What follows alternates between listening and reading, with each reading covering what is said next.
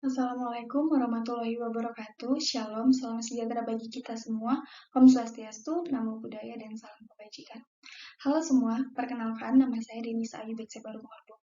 Belakangan, kita mungkin sering mendengar atau bahkan melihat tentang isu-isu atau promosi-promosi terkait dengan kesehatan mental dan gangguan mental. Mulai dari bagaimana cara menjaga kesehatan mental, apa itu kesehatan mental, dan bentuk-bentuk dari gangguan mental, bagaimana cara mengobatinya, dan bagaimana cara mencegahnya. Nah, kali ini saya akan membuat sebuah video edukasi tentang kesehatan mental dan gangguan mental. Sebelum saya menyampaikan materi atau video ini, saya ingin berpesan kepada teman-teman untuk menyayangi diri Anda. Salah satu caranya adalah dengan menyayangi mental Anda. Pada video ini kita akan mempelajari apa sih? Nah, di video ini kita akan mempelajari 8 topik. Yang pertama, tentang pengertian kesehatan mental dan gangguan mental. Nah, di topik ini kita akan mempelajari apa sih itu kesehatan mental dan apa itu gangguan mental. Lalu yang kedua, seberapa umumkah kondisi ini? Kondisi yang maksud di sini adalah gangguan mental. Lalu yang ketiga, penyebab apa saja sih penyebab gangguan mental? Lalu topik keempat, kita akan membahas tentang gejala apa saja yang dialami ketika seseorang mulai terkena gangguan mental. Lalu yang kelima, kita akan mempelajari kepada siapakah kita meminta pertolongan ketika kita sudah mulai mengalami gangguan mental. Lalu yang keenam, ada contoh gangguan mental. Di topik ini kita akan mempelajari bentuk-bentuk gangguan mental dan apa saja sih pengertian dari bentuk-bentuk tersebut. Lalu yang ketujuh, ada pencegahan. Kita akan mempelajari bagaimana sih cara mencegah agar kita tidak terkena gangguan mental. Lalu yang kedelapan, kita akan mempelajari tentang pengobatan. Nah, di topik ini kita akan mempelajari apa yang akan kita lakukan jika kita sudah terkena gangguan mental. Sebelum memasuki materi, saya mempunyai sebuah quotes untuk teman-teman sekalian, yaitu kesehatan bukan hanya tentang apa yang kamu makan, ini tentang apa yang kamu pikirkan dan kamu rasakan juga. Nah, kita akan memasuki materi atau topik pertama, yaitu tentang kesehatan mental. Apa sih kesehatan mental itu?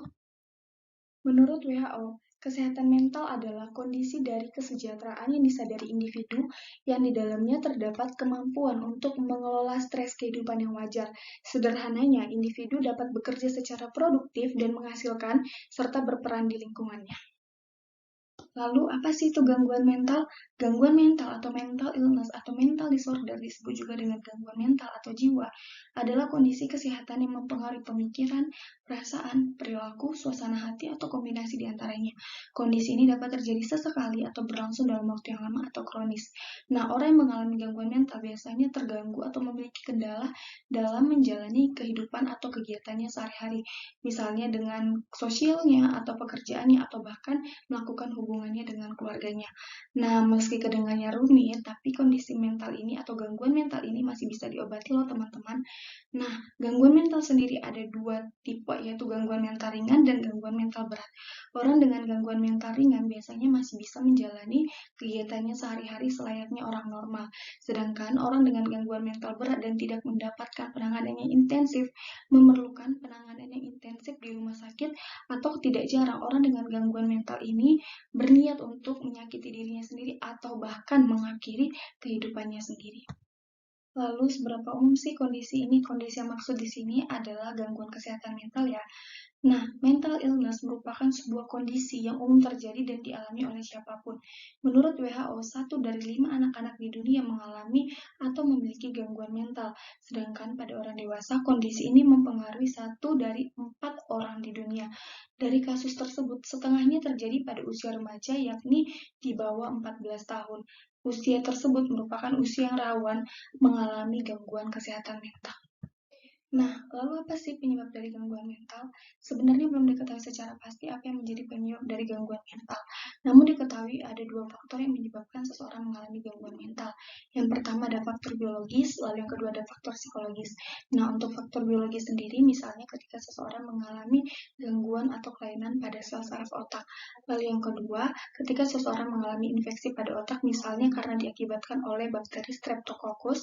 Lalu yang ketiga ada gangguan pada otak, misalnya karena cedera. Lalu yang keempat ada kerusakan pada otak, misalnya diakibatkan oleh terbentur atau kecelakaan. Lalu yang kelima, kekurangan oksigen pada otak bayi pada masa persalinan. Yang keenam adalah riwayat gangguan mental dari keluarga bahkan orang tua. Lalu, untuk faktor biologi sendiri misalnya diakibatkan karena ada perasaan traumatik, entah itu karena kekerasan atau pelecehan seksual. Lalu yang kedua, ada kehilangan orang tua atau pada masa kecilnya individu tersebut pernah disia-siakan. Lalu yang ketiga, karena individu tersebut tidak mampu bergaul dengan orang sekitarnya atau lingkungannya. Lalu yang keempat, misalnya karena perceraian atau ditinggal mati oleh pasangannya. Lalu yang kelima, karena ada perasaan sedih, kecewa, marah yang tidak terkontrol. Lalu apa sih gejala umum ketika kita mengalami gangguan mental atau ketika orang sekitar kita mengalami gangguan mental? Yang pertama ada waham. Waham bisa juga disebut dengan delusi. Waham atau delusi adalah ketika seseorang meyakini sesuatu yang tidak ada atau tidak sesuai dengan fakta yang sebenarnya. Lalu yang kedua ada halusinasi. Halusinasi adalah ketika seseorang mengalami sensasi, mendengar, melihat, atau bahkan merasakan sesuatu yang tidak sesuai dengan fakta sebenarnya atau keberadaannya sebenarnya itu tidak ada. Lalu yang ketiga ada perasaan sedih. Nah, perasaan sedih di sini berlangsung dalam jangka waktu yang lama, misalnya berminggu-minggu, bahkan berbulan-bulan.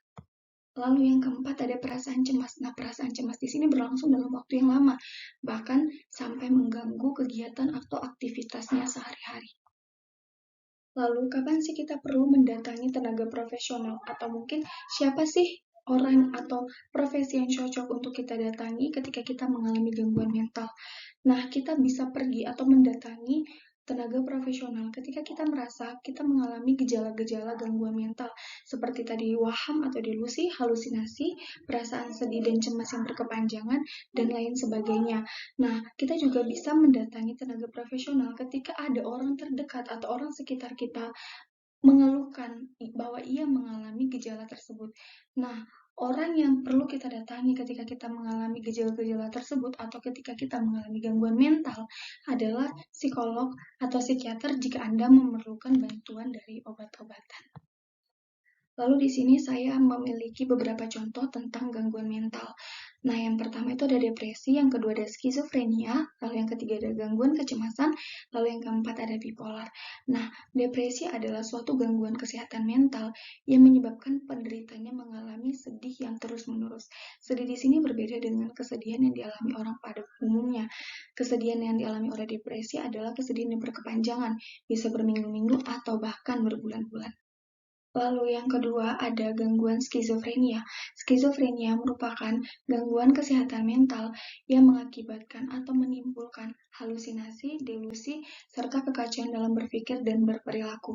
Orang dengan gangguan skizofrenia tidak dapat membedakan antara kenyataan dengan pikirannya sendiri.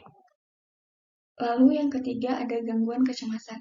Gangguan kecemasan merupakan gangguan mental yang menyebabkan penderitanya mengalami rasa cemas dan takut yang berlebihan secara terus-menerus atau berlangsung lama sehingga mengganggu penderitanya dalam menjalani kegiatan atau aktivitasnya sehari-hari. Orang dengan gangguan kecemasan dapat merasakan serangan panik yang berlangsung lama dan sulit dikendalikan. Lalu yang keempat ada gangguan bipolar. Bipolar merupakan gangguan kesehatan mental yang ditandai dengan perubahan suasana hati. Orang dengan penderita bipolar dapat merasakan perasaan yang sangat sedih atau bahkan putus asa dalam periode waktu tertentu dan kemudian menjadi sangat bahagia atau sangat senang dalam periode lain. Di sini saya menyediakan beberapa langkah-langkah untuk dapat mencegah gangguan kesehatan mental. Yang pertama ada berpartisipasi aktif dalam pergaulan dan kegiatan yang kita senangi, misalnya menari atau mungkin organisasi-organisasi di kampus atau mungkin komunitas-komunitas di luar atau lingkungan sekitar yang kita senangi. Lalu yang kedua, kita bisa sharing atau berbagi perasaan dengan teman atau bahkan keluarga ketika kita mengalami suatu masalah. Lalu langkah yang ketiga, kita bisa menjaga kesehatan dengan cara berolahraga rutin, makan makanan yang teratur, dan mengelola stres dengan cara yang baik dan cara yang tepat. Lalu yang keempat, istirahat yang cukup. Kita dapat menetapkan jadwal untuk tidur dan bangun tidur yang teratur setiap harinya. Lalu yang kelima ada melakukan kegiatan relaksasi. Kita itu perlu melakukan kegiatan relaksasi untuk menenangkan pikiran. Nah, contoh kegiatannya itu ada meditasi dan yoga. Lalu yang keenam, kita bisa menghindari zat aditif, misalnya narkoba, alkohol, atau bahkan rokok dan sejenisnya. Lalu pengobatan apa sih yang bisa ditempuh oleh seseorang yang telah mengalami gangguan kesehatan mental? Yang pertama ada terapi perilaku kognitif. Terapi perilaku kognitif merupakan sebuah psikoterapi yang digunakan dengan tujuan untuk merubah pola pikir atau respon pasien dari yang negatif menjadi positif. Nah, umumnya psikoterapi ini merupakan pilihan yang utama yang digunakan untuk menyembuhkan atau mengobati gangguan kesehatan mental seperti depresi, skizofrenia, gangguan kecemasan, dan bipolar atau gangguan kesehatan mental lainnya. Lalu yang kedua ada obat-obatan. Obat-obatan ini akan diresepkan oleh psikiater. Nah, obat-obatan ini bertujuan untuk menunjang efektivitas dari psikoterapi yang telah dilaksanakan tadi.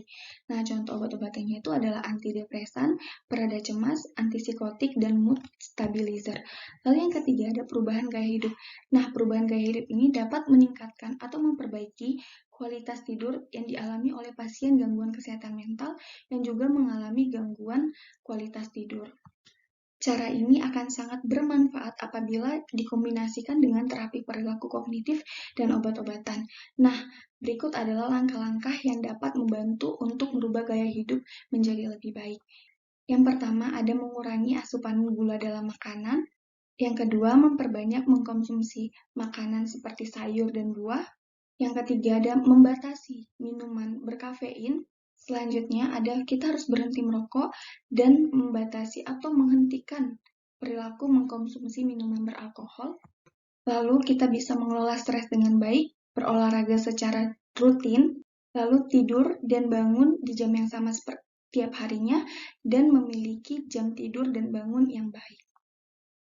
Nah, itu dia tadi video edukasi tentang kesehatan mental dan gangguan kesehatan mental. Sebelum saya menutup video ini, saya mempunyai quotes lagi untuk teman-teman atau para pendengar, yaitu, mampu menjadi diri sejatimu adalah salah satu komponen terkuat dari kesehatan mental yang baik, dari Lauren Vogelmercy. Baiklah teman-teman, itu tadi video edukasi dari saya. Saya sangat berterima kasih kepada para pendengar yang telah meluangkan waktunya untuk menonton dan mendengar video edukasi ini dari awal sampai akhir. Saya memohon maaf yang sebesar-besarnya apabila saya memiliki kesalahan kata. Semoga video edukasi ini dapat bermanfaat bagi para pendengar dan dapat meningkatkan pemahaman bagi para pendengar. Sekian dari saya, terima kasih.